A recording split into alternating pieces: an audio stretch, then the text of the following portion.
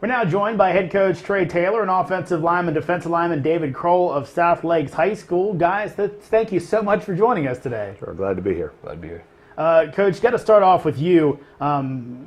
So exciting last year for your program, and I'm sure the school going from 2-8 to 9-3. What a turnaround! How were you guys able to author such a big turnaround of your fortunes? I think it's really the kids and the kids believing and buying into what we're doing, putting the time and effort into the weight room, putting the time and effort into practice, and looking at it as a team venture rather than a me venture. And I think that's what resulted in the things that we saw on the field last year.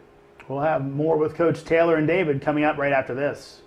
Hello, everybody, and welcome to an all-new season of Top Plays here at OleMetSports.com and WashingtonPost.com. I'm your host, BJ Kubarulis. Now, as we've done the past 4 seasons, we're continuing our exciting interactive high school football show that allows you, the coaches, players, parents, and fans, and others, to send in your video submissions for ranking in our Top 10 style weekly show. If you want to see your highlight in this show, well, it's as simple as tweeting your boy. I'm at BJ Koob, and you got to remember to hashtag it, Ole Mets. All right, you can tweet in your Huddle, YouTube, Vimeo, really any video link by Sundays at noon, and we'll consider it for use in the upcoming episode of Top Plays. Now, you got to remember to tune in on Mondays to see if your video made our Top 10 at OleMetSports.com. We'll see you soon. Welcome back. We're again joined by Coach Trey Taylor and lineman David Kroll of South Lakes. And Coach, back to you. We talked about it a little bit before the break. What a fantastic season. You fall in the regional quarterfinals, but to the 6A champs in Westfield. You set a record, or not a record, but a long time, about 15 years since you'd had that many wins in a season. Did kind of some of the things that you guys were able to accomplish last year temper maybe any disappointment at the end of the season? Were the guys able to look back with some perspective and say, boy, we had a really good campaign? I believe we did, but at the same time, I believe that, being up on Westfield in the fourth quarter and having that potential to win that game, I think left everybody hungry for this season. I think they saw what we can do if we focus and work on achieving our goals together on the field. And I think everybody came back under a different mindset this year of not just trying to win a few games, but, let's see how far we can take this thing. Coach, you talk about some of the pregame or pre-show research I did talk about. You're really emphasizing some physicality for this team. Why is that such an important thing for you guys? I know football is always going to be physical, but why specifically are you trying to emphasize that now?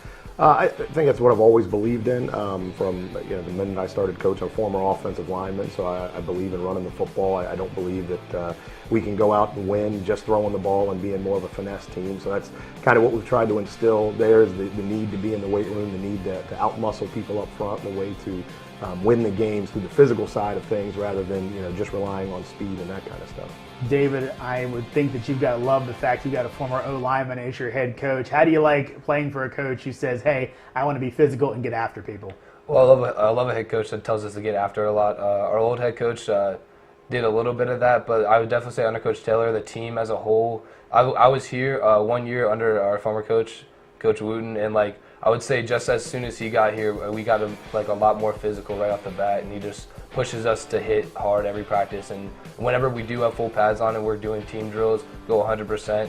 And then because of that, I think that led us to the better season, the better high school team. Now, you're in an interesting spot where you and a lot of your teammates do as well, but you got to go both ways on both sides of the trenches. Because of that, are you able to maybe give a little more leadership and a little more influence when it comes to putting in that physical attitude and style? Yeah, definitely on defense and offense when I'm playing both ways. I'm more of a lead by example type of guy, not a hoorah type of guy, as Coach Taylor likes to call it. I will quiet down a little bit on defense. It's not really my number one thing. I'll leave it to Justin Mayer, returning starting linebacker.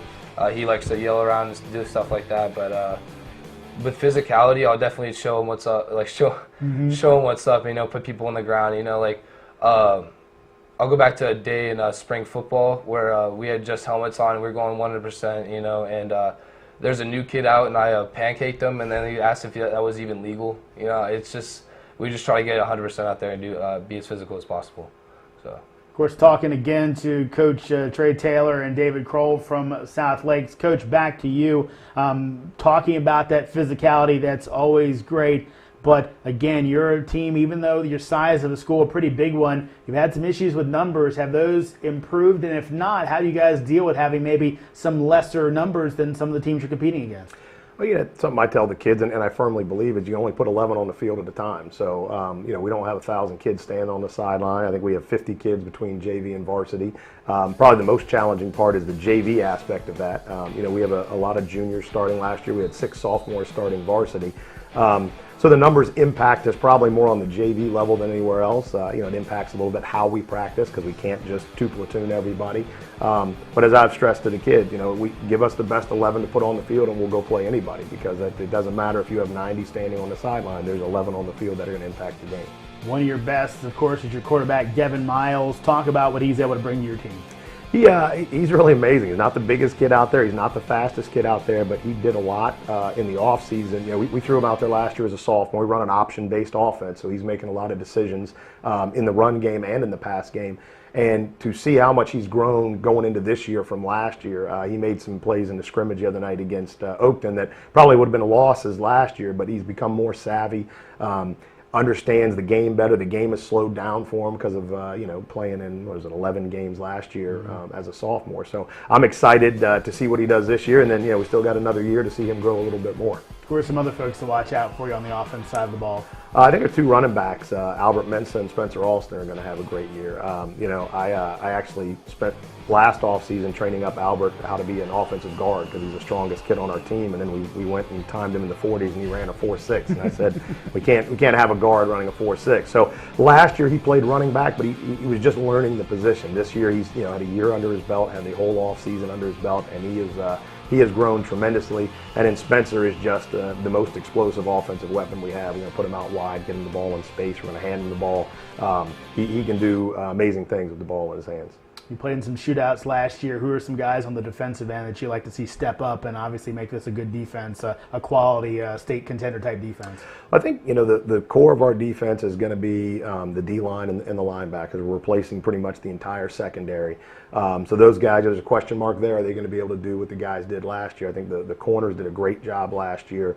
We played some different guys at the 2 safety spots, and so I think that's going to be a little bit of an easier transition. But I think the season's going to go out as our front 7 dictates, and if we can stop people from running the ball, then I think we'll be successful.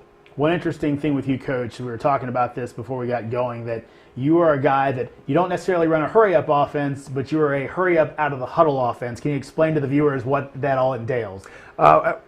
We're going to run a ton of different formations. We have unbalanced formations. We have covered wide receivers. And our goal is to try and get out of the huddle as fast as we can and run the play and really limit what the defense can do in terms of game planning and preparation, because it's hard for a defense to ID what you're doing. And I give credit to Jerry Pannoni and Brian McGackey. The year I was at South County running the defense, I had to deal with that offense every day in practice, and it taught me a lot of what can we do offensively to make life more difficult for the defense, and so I give South County all the credit in the world for opening my eyes to that, and that's kind of what we're trying to do.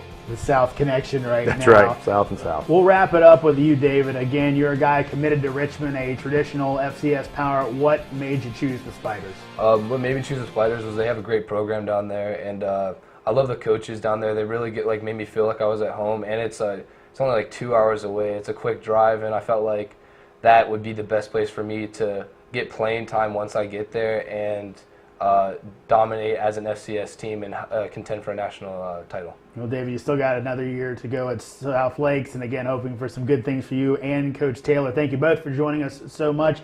Again, be sure to get your high school football fix every week by tuning into the Prep Zone at DMVSTREAM.COM.